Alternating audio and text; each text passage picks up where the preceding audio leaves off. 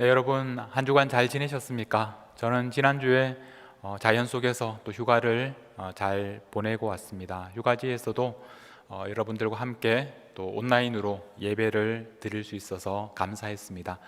제가 거기서 큰 산을 보고 있었는데 김인 목사님이 큰 산에 대해서 말씀해 주셔서 더 실감나게 또 은혜를 받았습니다.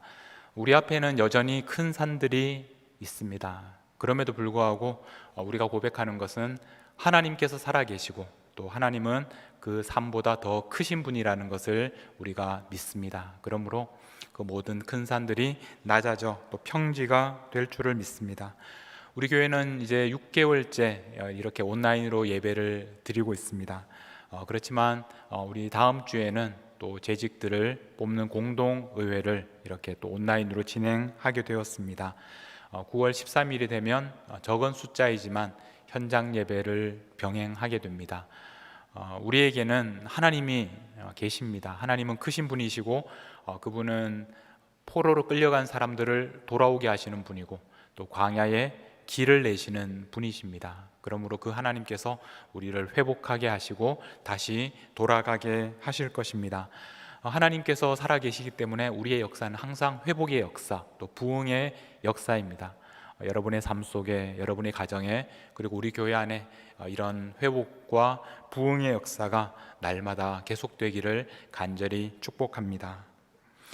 우리가 살아가면서 우리가 원하지 않는 큰 변화들이 일어날 때가 있습니다. 이번 코로나 사태처럼 정말 모든 사람들에게 너무나 큰 그런 변화를 가져오는 일도 있습니다. 그리고 여러분 개인적으로도 아마 직장이나 학교 문제 때문에 타주로 또 이주해야 된다든지 그런 아주 크고 중요한 삶의 변화들이 생기는 분들이 있을 것입니다. 오늘 함께 예배드리는 많은 분들 중에서 아마 여기에 이주하시기 전까지는 미네소타에 대해서 잘 알지 못했던 분들이 많으실 것입니다. 저도 마찬가지였습니다. 제가 미네소타에 온 다음에 사람들과 지인들과 이야기하다 보면 그분들이 지금은 미네소타에 살고 있지 않지만 미네소타에 살 뻔했다, 올 뻔했다 이런 얘기를 몇 번 들었습니다. 대부분 직장이 이제 여러 기회가 있었는데 그 중에 하나가 미네소타였다든지 박사과정 오프를 했는데 이 두 학교 중에 하나가 미네소타였다 이런 얘기를 들었습니다. 왜 그러면 미네소타에 오지 않고 다른 곳으로 갔느냐고 물었더니 사람들이 거기는 너무 추워서 가면 안 된다고 다 말렸다는 이야기를 들었습니다. 우리는 이런 결정의 순간이 있습니다.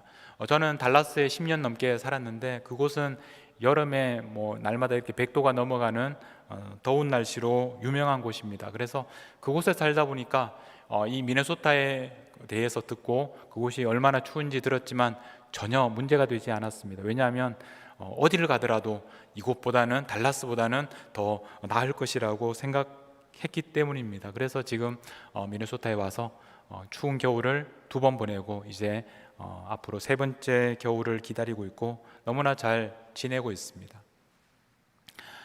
문제는 우리가 원하지 않는 곳인데 그곳에 가야 하는 그런 경우들이 있습니다. 우리가 원하지 않는 방향으로 우리의 삶이 변화되는 그런 순간들을 우리가 경험하게 됩니다.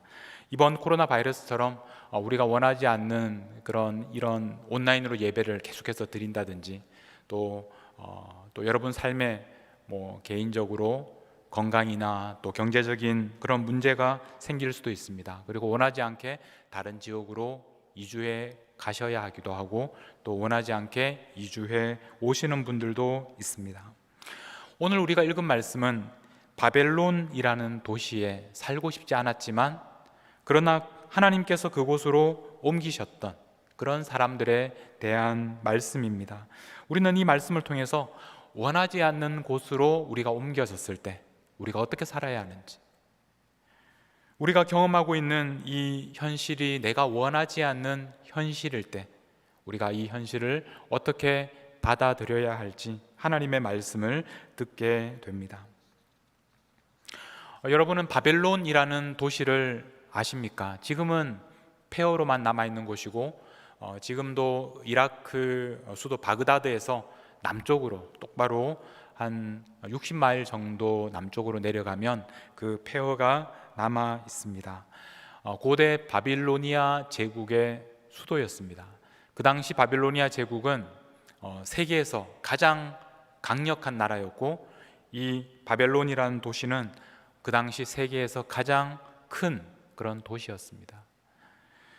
기원전 605년에 역사적으로 유명한 갈그미쉬 전투가 있었습니다. 이 전투가 어떤 전투였느냐 하면 세계사에 있어서 이 바빌로니아 제국이, 신바빌로니아 제국이 그 전에 강대국이었던 아시리아와 그 다음에 이 이집트 그 연합군을 이 갈그미스라는 곳에서 무찔렀던, 그래서 그때부터는 이 바빌로니아 제국이 그 중동 지역의 패권을 차지했던 아주 중요한 전쟁이었습니다. 그래서 바빌로니아 제국은 그 당시 기원전 7세기 또 6세기 경에 가장 강력한 제국을 건설했는데, 지도를 하나 보여주시면 여러분들이 보시는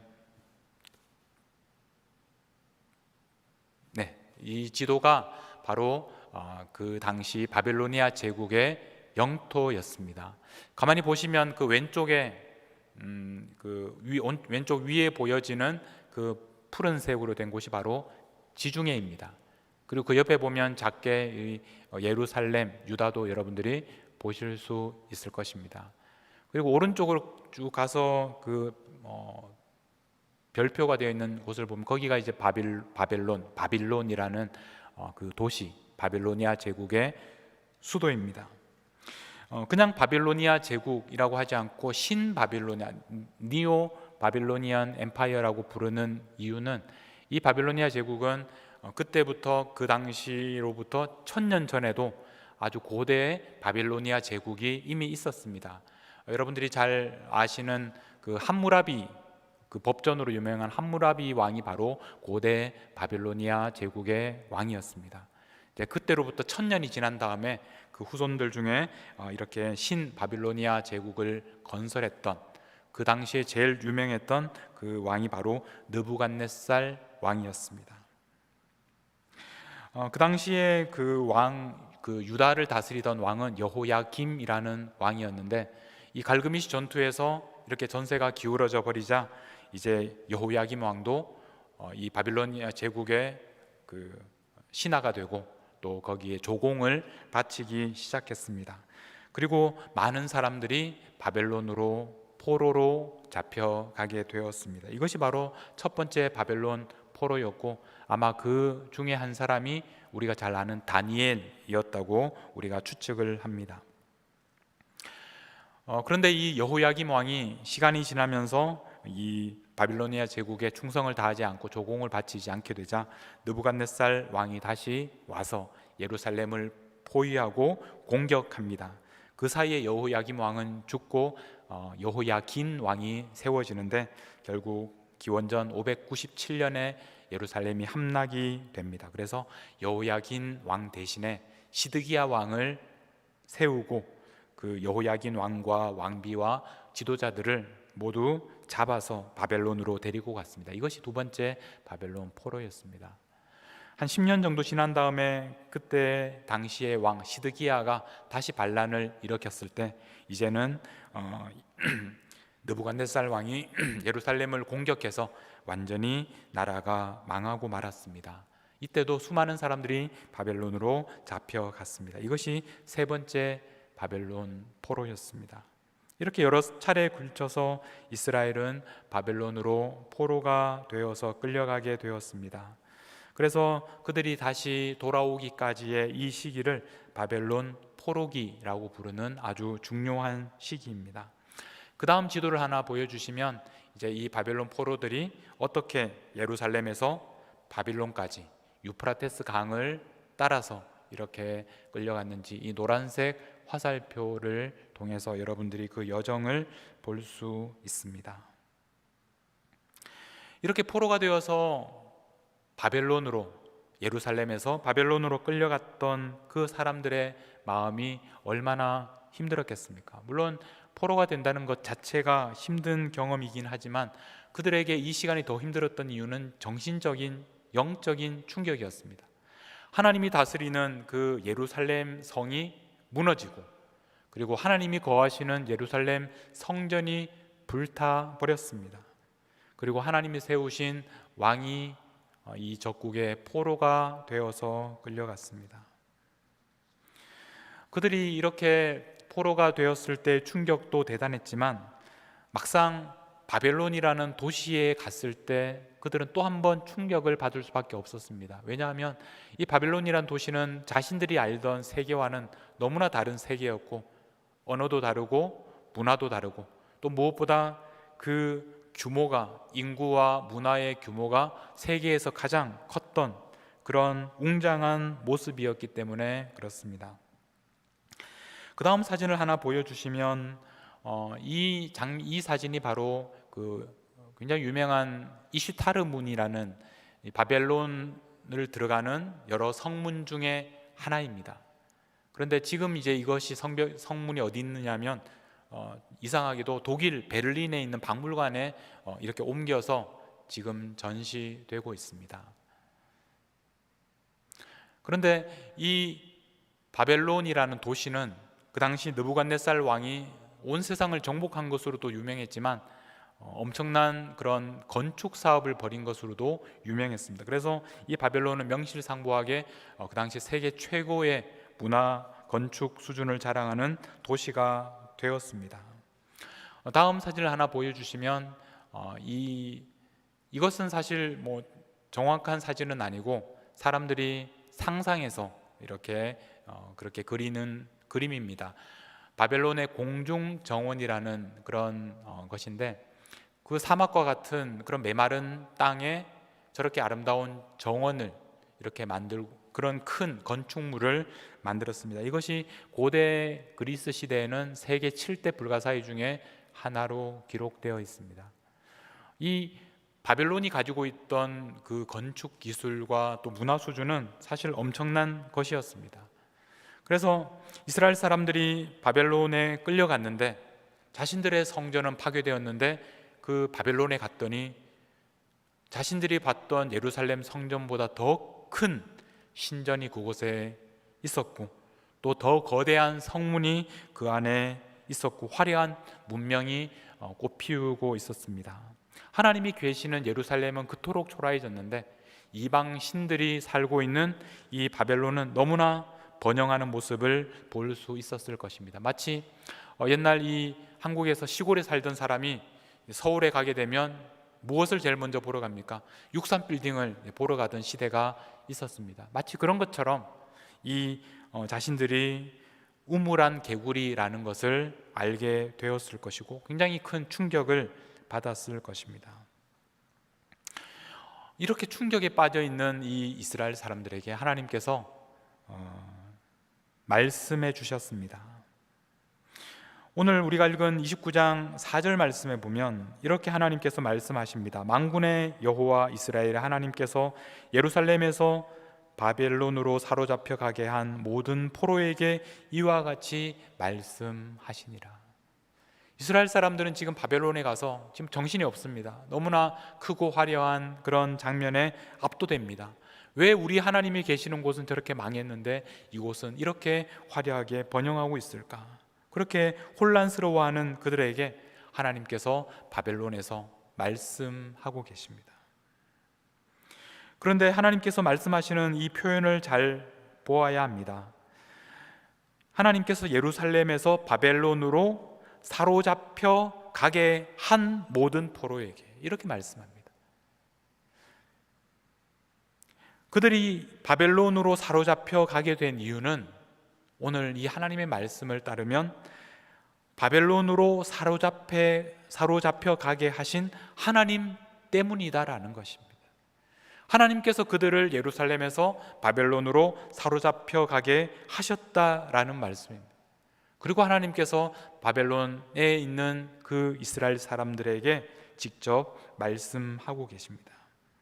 그들에게 하신 말씀은 5절 말씀에 보면 너희는 집을 짓고 거기에 살며 텃밭을 만들고 그 열매를 먹으라. 그리고 6절에서는 아내를 맞이하고 자녀를 낳으라. 그래서 그곳에서 번성하고 줄어들지 아니하게 하라. 충격적인 말씀입니다. 여러분, 우리가 이 당시 이스라엘 사람들이 하나님께 무엇을 기대했겠습니까? 하나님, 우리가 이 이방의 포로가 되어 왔습니다.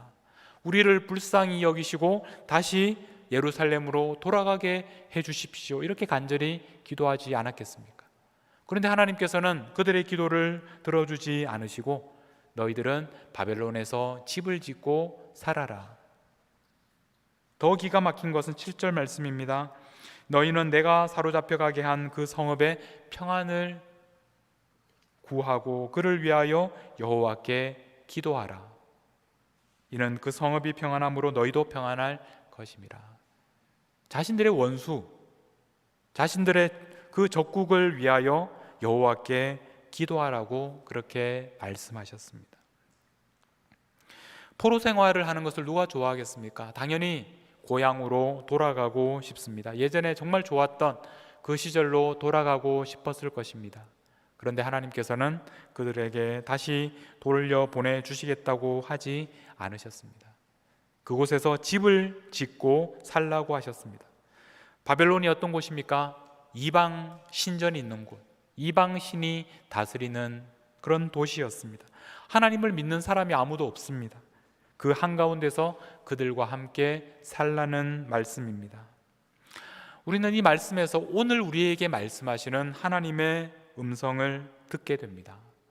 첫 번째로, 우리가 원하지 않는 곳으로 옮겨질 때 우리를 그곳으로 옮기시는 분이 바로 하나님이시다라는 것을 우리가 깨닫게 됩니다. 여러분, 하나님은 역사의 주인이십니다. 예루살렘에서 바벨론으로 옮기시는 것은 바로 하나님께서 하시는 일입니다. 하나님은 예루살렘에서도 다스리시지만 하나님은 바벨론에서도 다스리고 계십니다. 바벨론을 다스리는 신은 그 이방 신들, 나무로 만든, 돌로 만든 신들이 아니라 바로 살아계신 여호와 하나님이시다라는 것을 우리는 여기에서 발견하게 됩니다. 우리가 원하지 않는 곳으로 옮겨질지라도 바로 그곳에 하나님께서 다스리고 계십니다. 오늘 우리가 코로나 바이러스 때문에 경험하고 있는 이 현실도 마찬가지입니다. 우리는 지금 이 현실을 좋아하지 않습니다. 이곳에 머물러 있고 싶은 사람이 누가 있겠습니까? 우리는 과거로 돌아가고 싶습니다. 그러나 우리가 분명히 기억해야 할 것은 오늘 우리가 지금 경험하고 있는 바로 이 어려운 현실은 하나님께서 우리를 이곳에 보내셨다는 것입니다. 그리고 지금 이 순간에도 하나님께서 이 모든 일들을 주관하고 계신다는 것입니다. 우리가 이 사실을 믿는다면 두 번째로 우리가 해야 할 일은 바로 이 바벨론에 우리가 살 집을 짓는 일입니다. 다시 과거로 돌아갈 날만 기다리면서 아무것도 하지 않는 것이 아니라 바로 이 바벨론, 이방 신들이 살고 있는, 다스리는 바로 이곳에 우리가 살 집을 짓는 것입니다. 그리고 그들과 함께, 하나님을 모르는 사람들과 함께 살아가는 것입니다. 왜냐하면 하나님께서 우리를 이곳으로 보내셨기 때문입니다. 하나님께서 이곳 바벨론을 향한 계획을 가지고 계시기 때문입니다. 우리는 사실 바벨론에 살고 싶지는 않습니다. 우리는 모두 예루살렘에 돌아가고 싶습니다. 그곳은 하나님을 함께 사람들이 섬기는 곳이고 모든 것이 익숙하고 너무나 마음이 편한 곳입니다. 그러나 때로는 하나님께서 우리를 예루살렘을 떠나게 하시고 바벨론에 살게 하시고 그곳에서 집을 짓게 하십니다. 우리가 원하지 않는 삶을 살아야 할 때가 있습니다. 그러나 여러분, 바로 그 순간이 바로 여러분들을 하나님께서 부르시는 부르심이라는 것을 기억해야 합니다. 신약시대 예수님께서 죽으시고 부활하신 다음에 제자들은 예루살렘에서 교회를 시작했습니다. 수천 명이 모였습니다. 너무나 행복한 신앙생활을 시작했습니다. 그러나 그들은 예루살렘에서 계속 머물 수 없었습니다. 그들은 사방으로 흩어져야만 했고 사마리아 사람들, 이방 사람들이 사는 곳으로 가야만 했습니다. 그래서 그들은 흩어져서 안디옥에서 교회를 세웠고 에베소에서 교회 모임을 시작했고 또 고린도에서 모이기 시작했고 로마에 교회를 세웠습니다. 대부분의 사람들이, 주변 사람들이 이방 신을 섬기고 황제를 숭배하는 그런 도시에서 오직 유일하신 주님 예수 그리스도를 주로 고백하며 그렇게 살아가도록 그들은 그 이방 도시에서 부르심을 받았습니다. 오늘 우리를 이 미네소타로 부르신 것도 마찬가지입니다. 우리에게는 더 살기 좋은 곳도 있었을 것입니다. 우리가 가고 싶었던 곳도 있었습니다. 그러나 하나님께서는 우리를 이 이방 도시 한가운데 살게 하셨습니다. 이 트윈시티로 우리를 부르셨습니다. 이곳에 우리가 집을 짓게 하신 것입니다. 하나님께서는 우리 미네소타 한인장로교회를 바로 이 도시에 건설하게 하셨습니다. 이곳에 모여서 교회를 짓고 살아가면서 이곳에 사는 사람들에게, 우리 주위에 있는 이웃들에게 예수 그리스도의 복음을 전하고 그들을 먹이는 일을 하도록 하셨습니다. 우리가 그곳에 바벨론에 집을 짓게 되면 우리에게 나타나는 가장 큰 변화는 그 도시를 위해서 기도하게 된다는 것입니다. 우리가 그 도시에 집을 짓지 않을 때는 우리는 언제든지 그 도시를 떠날 수 있고 그곳은 나와 큰 상관이 없는 곳입니다. 그러나 우리가 그곳에 집을 짓기 시작하면 그곳은 나와 내 자녀들의 집이고, 그래서 그 도시가 평안하기를 위해서 기도하게 됩니다. 그 도시가 안전해야 내가 안전하고 그 도시가 번영해야 내가 번영하게 되기 때문입니다. 그래서 우리는 그 도시에 사는 사람들을 위하여 기도하게 됩니다. 우리는 이 도시, 우리가 살고 있는 도시를 위하여, 함께 살아가는 사람들의 구원을 위하여 관심을 가지게 되었습니다. 그리고 그들을 위하여 기도할 수 있게 되었습니다. 여러분, 기도하실 때 나와 내 자녀들과 우리 교회를만 위해서 기도하는 것이 아니라 우리가 살고 있는 이 땅을 위해서, 이 트윈시티를 위해서, 이 땅에 살고 있는 우리 다른 한인들을 위해서, 그리고 우리가 사는 이 미국 땅을 위해서 기도하십시오. 우리는 원하지 않는 곳으로 옮겨질 때마다 이 세 가지를 기억해야 됩니다. 첫 번째는 하나님께서 여러분들을 그 땅으로 옮기셨다는 것, 하나님이 옮기셨다는 것을 기억하셔야 합니다. 우리가 그것을 믿는다면 우리는 그 땅에 우리가 살 집을 짓고 그곳에 정착해야 합니다. 그리고 세 번째, 우리가 그 땅에 집을 짓는다면 우리는 그 땅을 위해서 기도하기 시작하게 됩니다. 우리는 지금 이 코로나 바이러스 때문에 우리가 원하지 않는 현실을 살아가고 있습니다. 우리가 원하지 않는 변화를 경험하고 있습니다. 그러므로 우리는 이 상황 속에서 오늘 우리에게 주시는 하나님의 음성을 들을 수 있어야 합니다. 마찬가지로 첫 번째, 우리는 여기까지 우리를 옮기신 분이 바로 하나님이심을 고백해야 합니다. 코로나 바이러스 때문에 우리가 경험하는 이 모든 현실들은 역사의 주인이신 하나님께서 우리에게 허락하신 일입니다. 하나님은 우리의 모든 아픔과 힘듦을 알고 계십니다. 여러분이 어떤 일 때문에 고통을 당하고 있는지 알고 계십니다. 이 모든 상황 가운데 역사의 주인이신 하나님께서 여러분들을 여기까지 인도하셨습니다. 그러므로 우리가 두 번째로 해야 할 일은 코로나 시대 우리가 살아가야 할 집을 짓는 것입니다.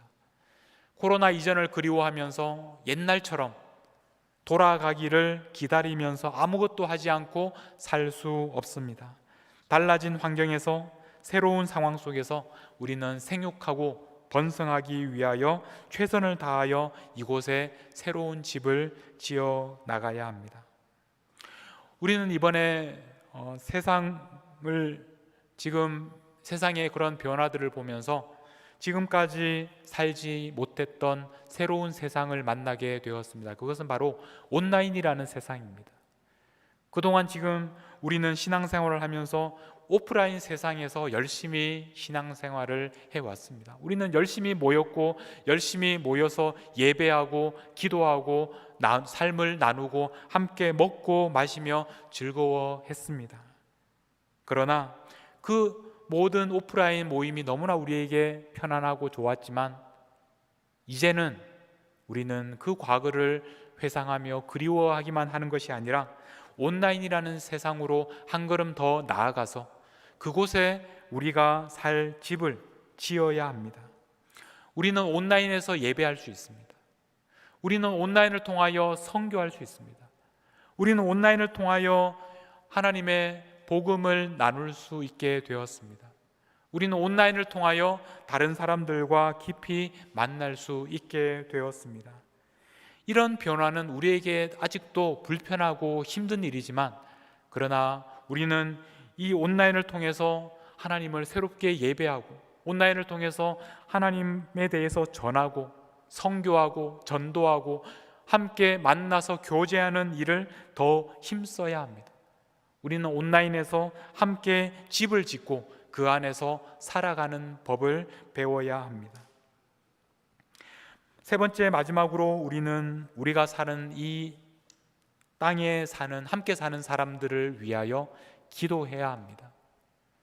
우리 자신들만 위해서 기도하는 것이 아니라 우리와 함께 이 땅에서 살아가는 다른 사람들을 위하여 기도하기 시작해야 합니다. 왜냐하면 이 땅이 바로 우리 집이기 때문입니다. 바로 그 사람들을 위하여 하나님께서 우리를 이곳에 보내신 것입니다. 우리끼리 지내는 것이 아니라 그 사람들과 함께 살아가도록 하나님께서는 우리를 지금도 보내고 계십니다. 세상 한가운데로 나아가 그 사람들을 위하여 중보하는 삶을 살아야 합니다. 코로나 때문에 많은 사람들이 더 힘든 시간들을 보내고 있습니다. 그 말은 더 많은 일을 우리 교회가 감당할 때가 되었다라는 것입니다. 가난하고 소외되고 외로운 사람들이 얼마나 많은지 모릅니다. 그들에게 바로 복음이 필요하고 그들에게 하나님을 알게 하고 그리스도를 전하는 일을 위하여 우리는 더 많은 일을 감당해야 합니다.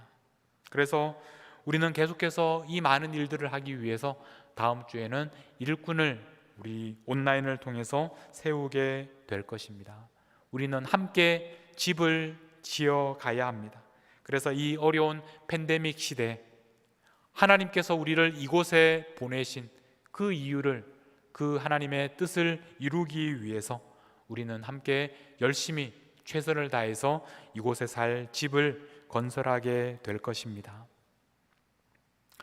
말씀을 정리하겠습니다. 오늘 우리에게도 하나님께서는 말씀하고 계십니다. 우리가 원하지 않는 그곳에 우리가 살아가고 있다 할지라도 하나님은 이곳에 계시고 우리에게 오늘도 말씀하고 계십니다. 첫 번째로 하나님께서 우리를 여기까지 보내셨습니다. 여기까지 온 것은 우연히 된 일이 아니라 하나님께서 우리를 보내셨기 때문입니다. 두 번째, 우리가 해야 할 일은 집을 건설하는 일입니다. 세 번째, 우리는 이 땅을 위하여 기도하도록 부르심을 받았습니다. 여러분, 하나님께서 여러분을 어디로 보내셨습니까?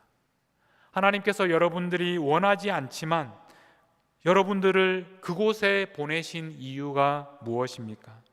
그곳에서 하나님의 음성을 들으십시오. 그리고 하나님께서 여러분에게 말씀하시는 대로 그곳에 집을 짓고 그곳에서 번성하시고 또 그 땅을 위하여 기도하시는 우리 모든 성도님들이 되시기를 주님의 이름으로 축복합니다.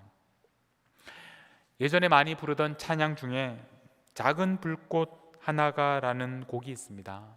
오늘 설교를 준비하면서 이 곡을 여러분들과 함께 부르고 싶었습니다. 우리 모두는 연약한 작은 불꽃과도 같습니다. 아무 일도 할 수 없는 그런 연약한 사람들입니다. 그러나 우리는 모든 세상 사람들을 위하여 주님의 사랑을 전하기 위하여 부름받은 사람들입니다. 우리 이 찬양을 함께 부르면서 정말 우리가 이 세상으로 나아가 주님의 사랑을 전하는 그런 하나님의 작은 불꽃들이 될 수 있기를 간절히 바랍니다. 우리 함께 찬양하며 나아가겠습니다.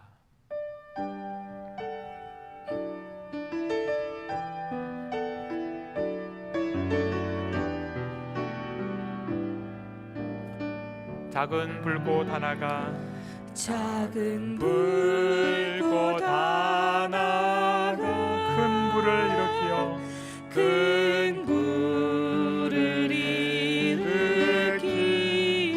곧 주위 사람들 곧 주위 사람들 그 불에 몸 녹이듯이 그 불에 몸 녹이듯이 주님의 사랑 이같이 주님의 사랑이 같이 한 번 경험하며 그의 사랑 모두에게 전하고 싶으리. 다시 한번 우리 작은 불꽃 하나가 찬양하겠습니다. 작은 불꽃 하나가 큰 불을 일으키어 곧 주위 사람들 곧 주위 사람들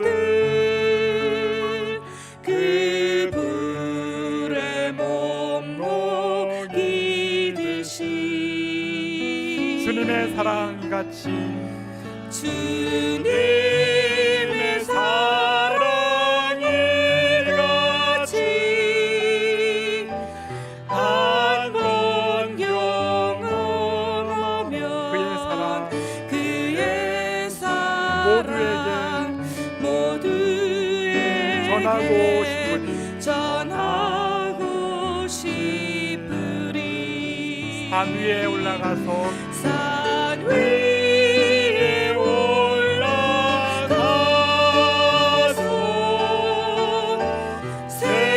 세상에 외치리. 내게 임한 주의 사랑 전하기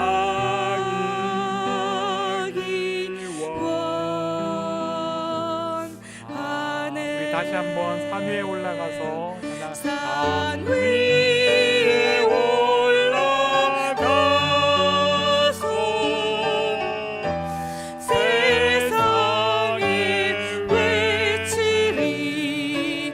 내게 임한 주의 사랑 전하기 원하네.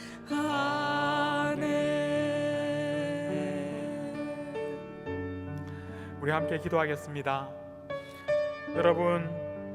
여러분이 지금 살고 있는 바로 그 집, 여러분이 지금 처한 현실, 여러분이 원하지 않는 상황으로 어쩔 수 없이 옮겨지셨다고 생각하고 계십니까? 두려워하지 마십시오. 하나님께서 여러분들을 그곳으로 옮기신 것입니다. 지금도 하나님은 여러분과 함께 하시고 하나님은 온 세상을 다스리는 온 세상의 왕이십니다. 하나님께서 여러분들을 그곳으로 보내신 이유는 하나님의 뜻이 있기 때문입니다. 그 땅에 그곳에 하나님을 필요로 하는 사람들, 여러분들을 필요로 하는 사람들이 있기 때문입니다. 하나님께서 여러분들을 보내시는 그곳에 가셔서 그곳에 집을 지으십시오.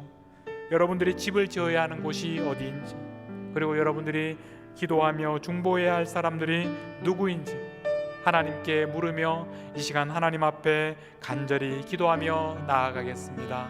기도하시겠습니다. 하나님 아버지, 하나님께서 왜 저희들을 이곳으로 보내시는지, 하나님께서 왜 저희들을 이런 고통과 아픔을 허락하시는지, 하나님께서 왜 우리를 여기까지 보내셨는지 모를 때가 있습니다. 하나님께 부르짖고 하나님 앞에 간절히 기도합니다. 하나님, 옛날 그 좋은 시절로 돌려보내달라고 하나님께 간절히 기도해보지만, 그러나 하나님께서는 우리에게 이곳에 우리를 보내시는 이유가 하나님의 뜻이 있으시다고 말씀하시고, 이 땅에 살고 있는 사람들에게 하나님이 필요하기 때문에 우리를 통하여 예수 그리스도를 증거하기 원하시기 때문에 우리를 이곳에 보내신다고 말씀하십니다.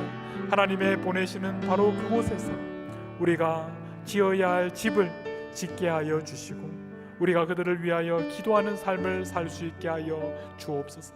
그래서 우리가 그곳에서 하나님의 뜻을 이루며 하나님의 계획을 이루는 아름다운 삶을 살게 하여 주시옵소서. 하나님 아버지, 우리가 원하지 않는 곳에 우리가 지금 살고 있는 것처럼 그렇게 느껴질 때가 많이 있습니다. 이방 사람들이, 수많은 사람들이 살고 있는 그 한가운데 우리가 내동댕이 처진 것처럼 절망하고 고통당하며 눈물을 흘릴 때가 있습니다. 그러나 바로 이곳에 하나님께서 우리와 함께 하심을 믿습니다. 오늘 이곳에서도 하나님께서 우리에게, 한 사람 한 사람에게 친히 말씀하고 계심을 믿습니다. 하나님께서 우리를 이곳으로 옮기셨습니다. 그리고 우리가 이곳에 집을 짓고 살도록 말씀하십니다.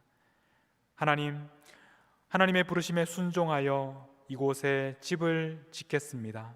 하나님을 알지 못하는 사람들에게 하나님을 증거하는 사람으로 이곳에서 살아가겠습니다. 그들을 위하여 기도하며 살아가겠습니다. 저희들이 작은 불꽃이지만 그러나 이 불꽃이 온 세상을 밝히는 빛이 되게 하여 주시옵소서. 우리가 살아가는 이 도시를 환하게 비추게 하시고 하나님의 뜻이 이 나라 안에 이루어지도록 우리 작은 불꽃들을 사용하여 주시옵소서. 이 세상에 빛으로 오신 우리 주님